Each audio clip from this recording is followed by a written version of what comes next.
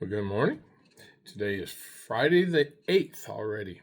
And here we are in um, end of the first week of May. And today we are in Nehemiah chapter 4. And we're going to look at verses 1 through 9 this morning. So chapter 3 was just a rehearsal of all the people who worked on the wall all the way around. Okay. Then it says, chapter 4, verse 1. But it so happened when Sanballat heard that we were rebuilding the wall that he was furious and very indignant and mocked the Jews. And he spoke before his brethren and the army of Samaria and said, "What are these feeble Jews doing? Will they fortify themselves? Will they offer sacrifices?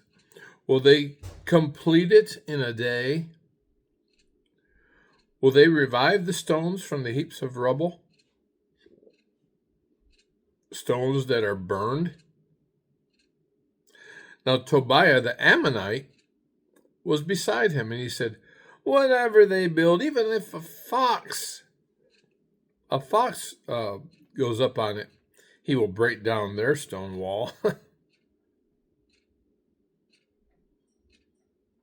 And then comes a prayer. Nehemiah says, "Hear, O our God, for we are despised. Turn their reproach on their own heads, and give them as plunder to a land of captivity. Do not cover their iniquity, and do not let their sin be blotted out before you. For they have provoked you to anger before the builders."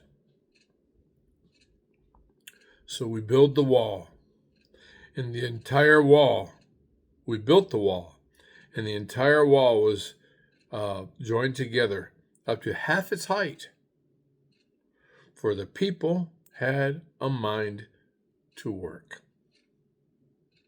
Now, what happened when Sanballat, excuse me, what happened when Sanballat, Tobiah, the Arabs, the Ammonites, and the Ashdodites heard that the walls of Jerusalem were being restored and the gaps were beginning to be closed, that they became very angry.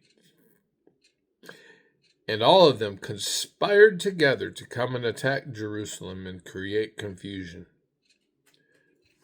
Nevertheless, we made our prayer to our God, and because of them, we set a watch against them day and night. Okay, so Sanballat, Tobiah, the leaders of the land around Jerusalem at the time, angry. They're angry to see the walls being rebuilt. They're mocking the Jews. They're trying to discourage the Jews. And then you have him going before the other people of the around the area, and they're all angry that the Jews are rebuilding the wall.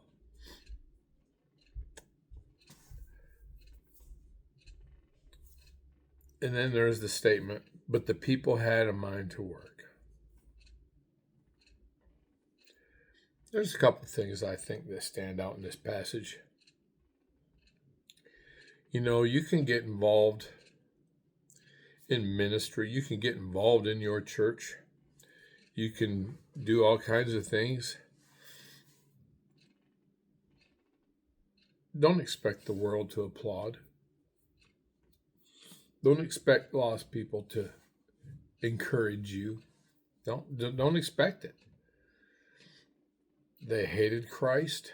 Jesus said, "They hated me, they'll hate you as well." And it's just the way it is.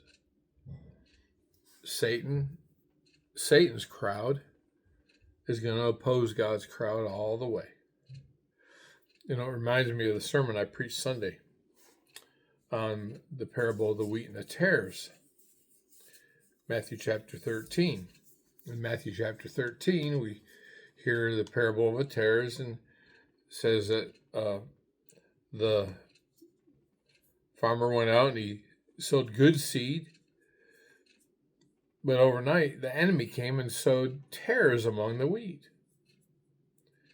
And his workers went out and said, "Hey, master, did you not sow good seed? Then why are there tares? Why are there weeds?" And the master said, this was done by the enemy while we were asleep. And they offered to go tear up the tares, and the master said, "No, let them grow up together. At the harvest, I will send forth my reapers, and they'll get all the tares. They'll bundle them up and burn them in the furnace. And then they'll take all the wheat and they'll harvest it and put it in my barns." His disciples came to him in verse 36 of chapter 13 and asked him to explain the parable. And Jesus said, "Well, the field is the world. The sower is the Son of Man, myself." He said, "The good seed are the sons of the kingdom. The good seed are saved people." He said, "The bad seed are the sons of the wicked one." The enemy who sowed them is the devil. The reapers are the angels. The time of the harvest is the end. And so it's apparent. There's two types of people in the world. There's the sons of the kingdom and the sons of the wicked one. The field is the world. We can't expect the sons of the wicked one to applaud the activities of the sons of the kingdom. Don't expect it. As a matter of fact, we need to understand that sometimes even in the church, you may have a desire to see things happen, to see the church get more active and restoring the walls or whatever, figuratively. And you may go to the leadership and say, I'd like to start a new ministry to widows or to divorcees or children's ministry or, whatever it is. Don't be surprised if everybody in your church doesn't get behind it.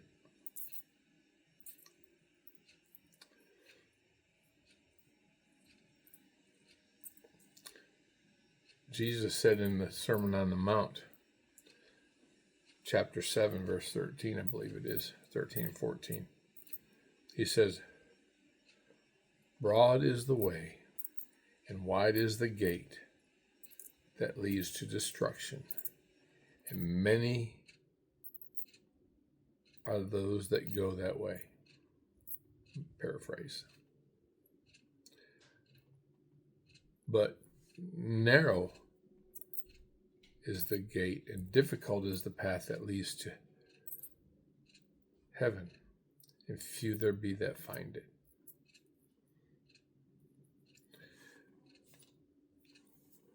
We like to see our churches full, but the truth of the matter is the way of the kingdom is difficult, and there's few that find it.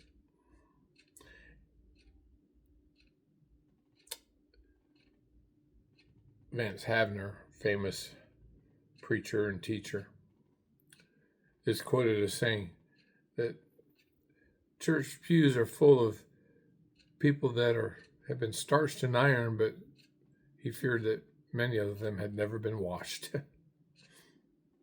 Billy Graham in the height of his ministry, said that he believed that 60%, or up to 60%, of the people in the church pew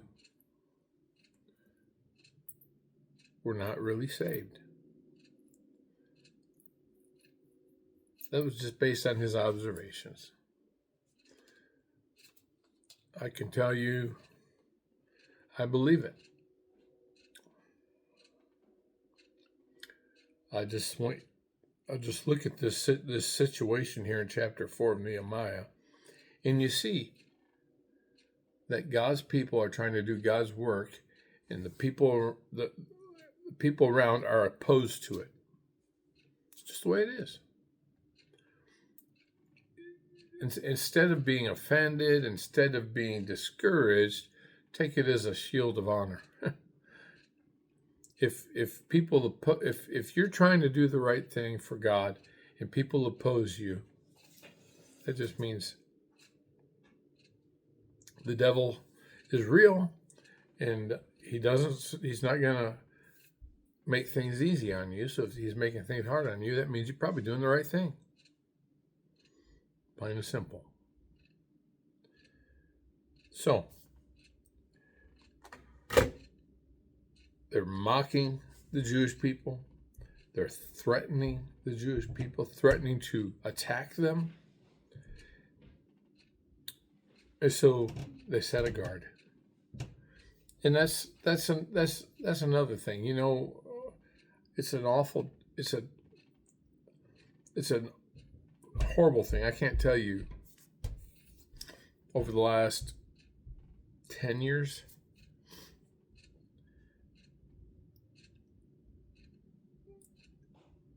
maybe more, I don't know, depending on the church, but even the small rural local churches nowadays have a security team or a security protocol. Some of them hire off-duty policemen to park their vehicle outside during the service and just stand guard, keep the congregants safe. We've seen over the last few years, at least once or twice a year, a church is attacked. Is there anything new under the sun? It was happening in Nehemiah's day. Nothing new. So, what did they do then? They set a guard, they set a watch, and we need to be diligent and do the same thing. It's a shame, but it's just reality. Don't expect the devil's crowd to applaud when God's people try to do God's work. Plain and simple. So they defended the work. They set up a guard. They kept on working. They had a mind to work. That's a great thing. They did not get discouraged in spite of all the banter and all the badgering they received from Sanballat and Tobiah and other people, all the threats. I'm sure some of them might have been nervous, but their leaders were bold. Nehemiah was bold. He said, set a watch.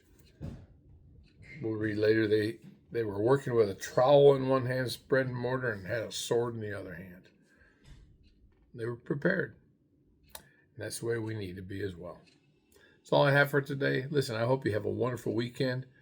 All the mothers, I hope you have a wonderful Mother's Day. And we will see you again on Monday.